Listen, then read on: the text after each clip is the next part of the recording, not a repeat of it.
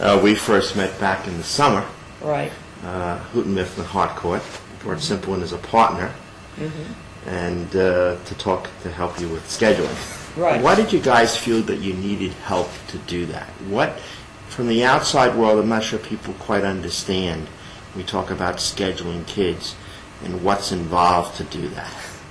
Yeah, actually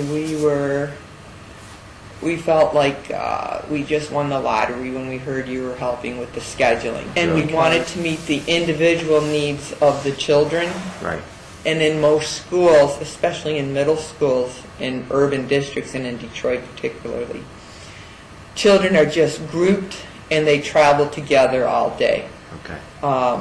So whether they function one way or another in English or mathematics, it doesn't matter. They're just put into a group and they stay with that. To do all the finagling around people's schedules with the children and to make it individualized for each child specific to their learning abilities and functions, it's a huge puzzle. Okay. It's like you understand why most schools just go with the, okay, we're just going to move massive groups from room to room. Yes, we saw that in New York City. Tell me a little bit about your open school and kids were being placed into group schedules. They traveled together as a group throughout the whole day. The same kids were together throughout the whole day. And if you could compare that a little bit once you switched over to the individualized schedules. What was your experience as a teacher? What did you see happening at the school from a teacher perspective, as well as your students? How did the students react? I think they understood the reason we were doing this was to address their needs in English and language arts and mathematics. Okay. It was refreshing for them to move from one classroom to another and not have the same children there. But I think they felt like they were going to get the attention they needed for where they were at in the curriculum.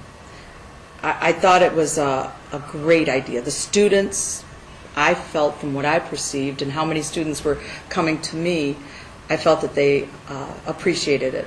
I was actually on lunch duty one day, and a student said to me, "Miss Iglesias, thank you for doing our schedules." Wow. Change classroom instruction. You mentioned you could work differently with the kids. Well, instead of so much differentiated learning in the classroom, Right. you can really focus in right on the problem area, because most of the students will all have the same type of problems actually in the classroom. Right. So that's why I said it makes it easier to teach. It does. Right. And when you say problem, because they're at the same level? On the same level, Yeah. most of the time they have the problems with the same type of concept. Okay. You know, you can really narrow in on a certain concept Okay. with a group Right. that's having issues. Yeah. Okay.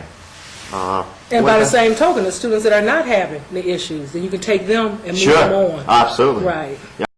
Planning period with the teachers and that. That's excellent, because that, again, like I spoke earlier about all the teachers being involved, and it may not just be a concern in this area, there's concerns across the board. We're able to bring all of our notes together and really hone in on a child and what their needs are. You know, what is he doing in your class and what works with you, and you know, maybe you can use this in this class over here. Whether because you're a new teacher, whether you're an experienced teacher, what's going on in those common planning periods? I like it. I find, you know, because actually we kind of piggyback off each other on Yes. different Big things. time.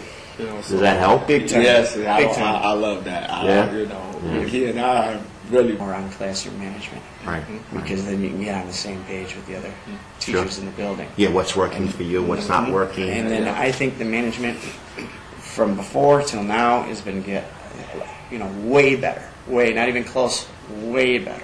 Yeah. I do want to share, even today, now Yes. I've been out sick for a few days, Yes. and I'm greeting students at the breakfast program, and a young man comes up to me, first greets me, and then says to me, you know, I'd like to see if I could try moving into another reading group.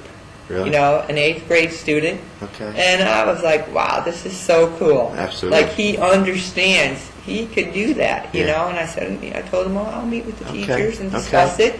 And he suggested where he thought he could go. Okay. Because he felt he was ready to go. He Yes. needed more. Thank you, Art. Thank you for helping us get this underway. I Yeah. appreciate it. Okay. Thank you.